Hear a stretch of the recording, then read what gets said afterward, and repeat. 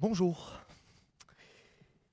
La planète Terre, notre unique vaisseau spatial, est aujourd'hui confrontée à plusieurs phénomènes qui inquiètent de très nombreux scientifiques de par le monde, des scientifiques dont je suis.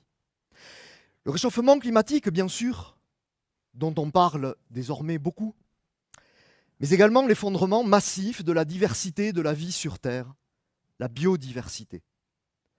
Mais au fait, savez-vous en quoi et comment ces deux phénomènes sont intimement, très profondément liés? Plongeons à la racine des choses. Et pour cela, commençons par un exemple, l'exemple de notre groupe, le groupe des mammifères. Au cours du seul XXe siècle, ce sont 69 des 5500 espèces connues de mammifères actuels qui ont définitivement disparu de la surface de la Terre. 69 sur 5500 en 100 ans, c'est en ordre de grandeur 50 à 100 fois plus qu'en temps normal.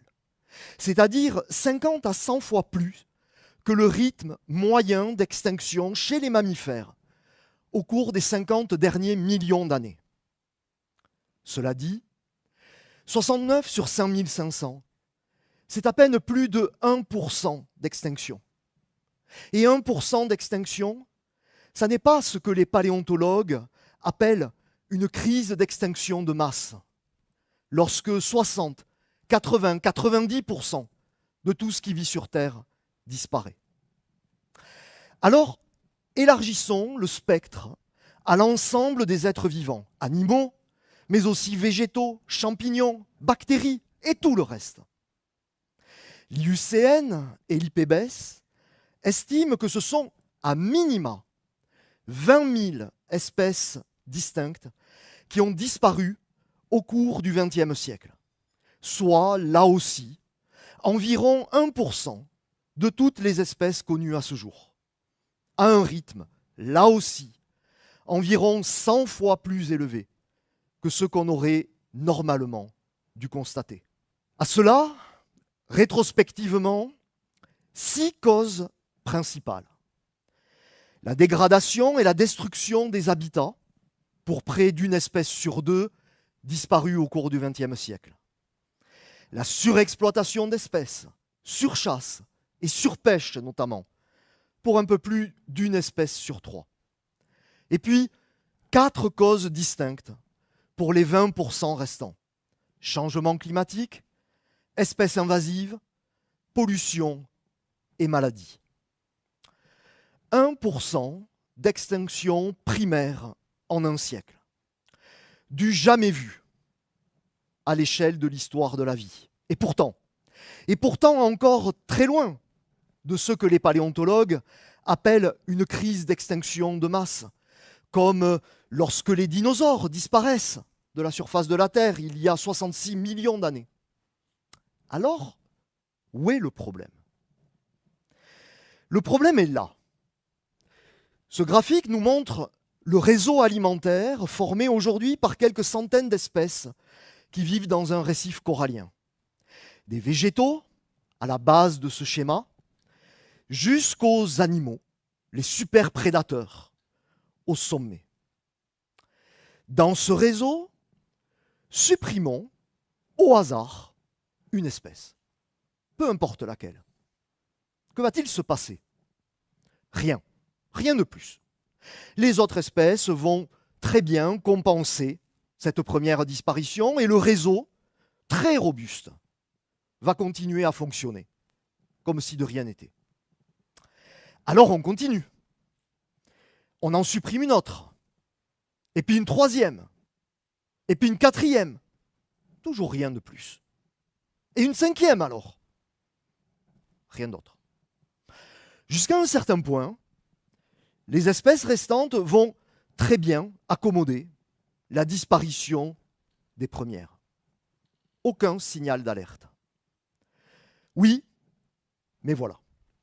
Il va fatalement arriver un moment où la disparition d'une énième espèce ne va plus pouvoir être compensée, être la cause directe d'une autre disparition, puis d'une autre, puis d'une autre, puis encore d'une autre. déclenchant ainsi une avalanche de co-extinction qui n'aura strictement plus rien à voir avec là où les causes initiales d'extinction primaire. Un cortège auto-entretenu d'extinction secondaire, où l'extinction devient sa propre cause et sa propre conséquence. De nombreuses observations et des simulations intensives publiées en 2022 montrent très clairement que nous sommes en train d'atteindre, un peu partout sur Terre, les seuils de stabilité de nombreux écosystèmes. Et donc nous nous approchons inexorablement des moments de déclenchement d'avalanches au-delà desquels la situation devient incontrôlable et inarrêtable. La disparition définitive d'à peu près un quart de tout ce qui vit sur Terre à l'horizon de la fin de ce siècle. Alors la bonne nouvelle, c'est que cela n'a pas encore eu lieu. La mauvaise nouvelle, c'est que nous fonçons droit dedans, de plus en plus vite, sans rien faire pour l'instant de bien sérieux pour l'éviter. Mais pourquoi alors faut-il à tout prix éviter cela? Eh bien parce que la biodiversité, c'est utile. C'est utile tout d'abord parce que, indépendamment de notre existence, la diversité du monde vivant est indispensable au bon fonctionnement de la biosphère. Elle stabilise les fluctuations démographiques de chaque espèce. Elle rend les réseaux alimentaires robustes et résilients. Et puis, elle fournit de nombreux services écosystémiques, comme par exemple la pollinisation ou la dépollution de l'eau. Mais plus égoïstement aussi, la biodiversité nous est également indispensable. Et cela pour de très nombreuses raisons, économiques et culturelles, mais aussi bien sûr alimentaires et également sanitaires. Et donc, comment en sommes-nous arrivés là? La croissance matérielle pour les uns, la démographie humaine pour les autres, le progrès technologique pour d'autres encore, à moins que ce ne soit le capitalisme. Je voudrais vous montrer ici que toutes ces raisons, et d'autres encore, manquent leur cible. Elles ne sont elles-mêmes que les symptômes, les conséquences d'une cause unique, beaucoup plus profonde.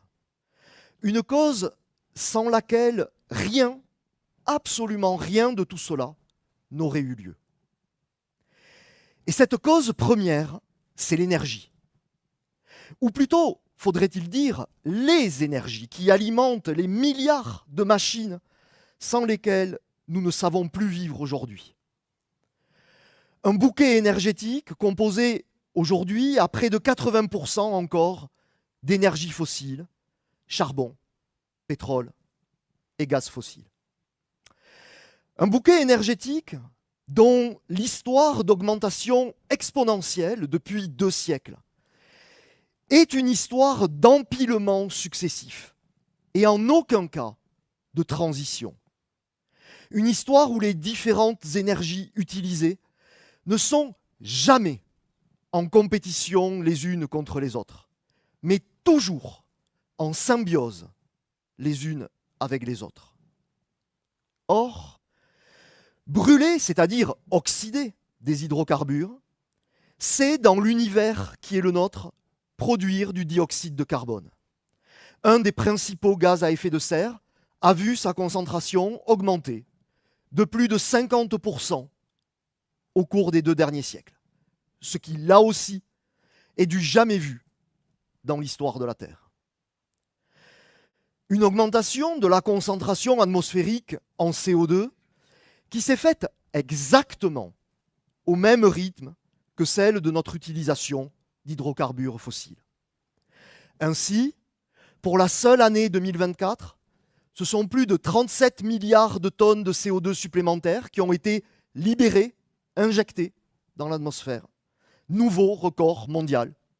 Et donc, le climat terrestre, inexorablement, se réchauffe.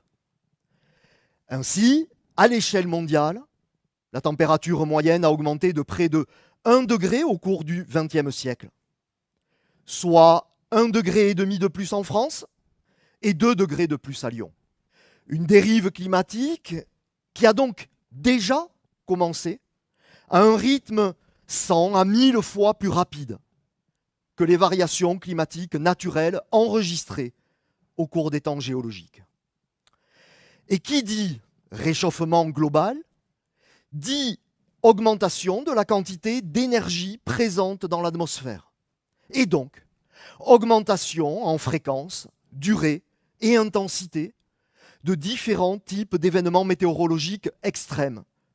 Les épisodes de canicule estivale, dont la fréquence a été multipliée par 5 au cours des 25 dernières années par rapport au XXe siècle. Mais aussi les périodes de sécheresse, avec, par exemple, 9 années consécutives de sécheresse dans notre région, du jamais vu, au moins pour les 3 derniers siècles.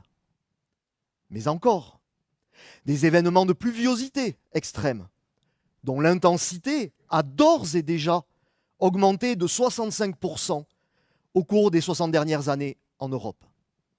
Mais également les tempêtes océaniques d'automne et d'hiver, elles aussi de plus en plus fortes et fréquentes.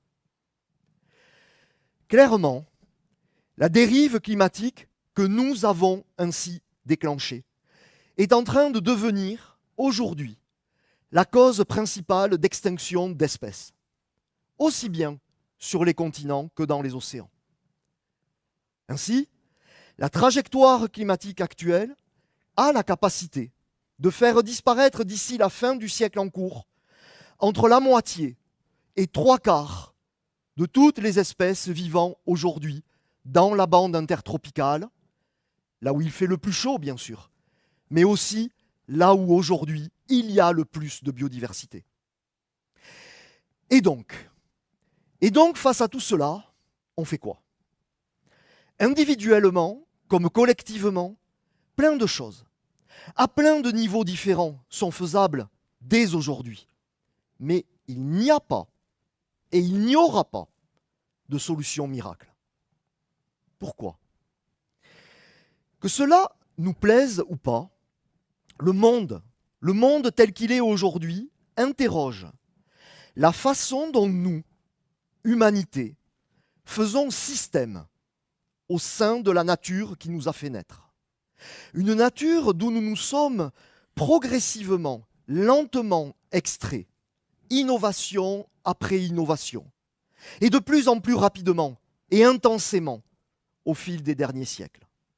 Or, si ce système, fondé sur notre capacité à utiliser toujours plus d'énergie et de matières premières, si ce système pose aujourd'hui problème, il n'y aura, en toute logique, pour affronter ces problèmes, que des solutions elles-mêmes systémiques. Autrement dit, les petits arrangements entre amis, volontaires et consentants, quand bien même évidemment nécessaires, ne seront jamais suffisants. Clairement, il va nous falloir être beaucoup plus ambitieux que cela. Et d'abord, abandonner l'espoir naïf d'une réponse exclusivement scientifique. Il n'y a pas et il n'y aura pas de solution technoscientifique globale face à la situation présente. Simplement parce que la question du que faire est une question de valeur, une question axiologique et ontologique, et donc une question de récit, une question d'imaginaire commun. Il s'agit pour nous d'inventer ensemble de nouveaux récits désirables. De nouveaux récits désirables en remplacement de l'unique imaginaire de croissance matérielle infinie qui structure aujourd'hui notre société.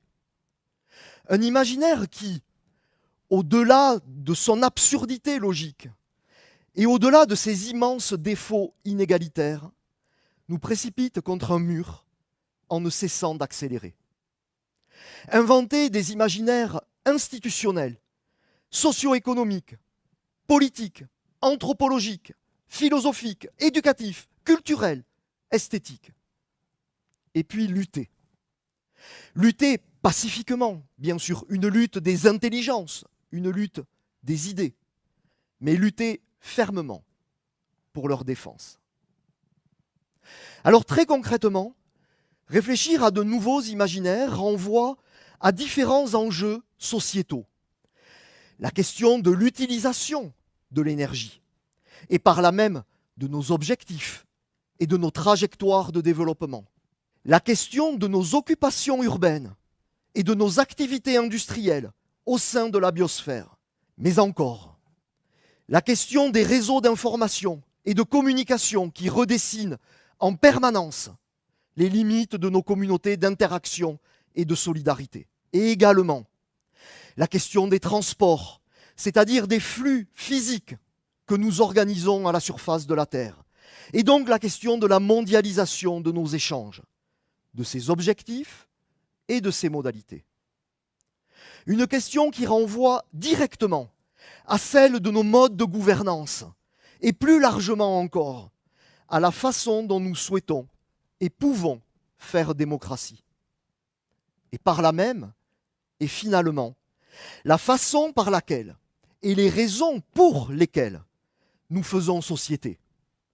Par exemple, la question de l'organisation des réseaux de solidarité et de cohésion sociale qui nous lient les uns aux autres, ou encore celle de notre définition des droits et des devoirs au cœur de notre justice. Il ne tient qu'à nous, toutes générations confondues, d'enfin prendre au sérieux une situation qui est en train de virer sous nos yeux à la catastrophe planétaire. Parce que non, nous ne vivrons pas sur une Terre à plus 4 degrés. Et non, nous ne vivrons pas sur une Terre où 80% de tout ce qui vit autour de nous aura disparu. Le problème est en réalité très simple. Nous ne quitterons jamais la Terre qui nous a vus naître. Il n'y a pas et il n'y aura pas de plan B. C'est donc notre liberté et notre responsabilité de choisir collectivement ce que nous voulons faire de notre avenir. Et plus nous tarderons, et plus les choix à faire seront coûteux et difficiles. Merci.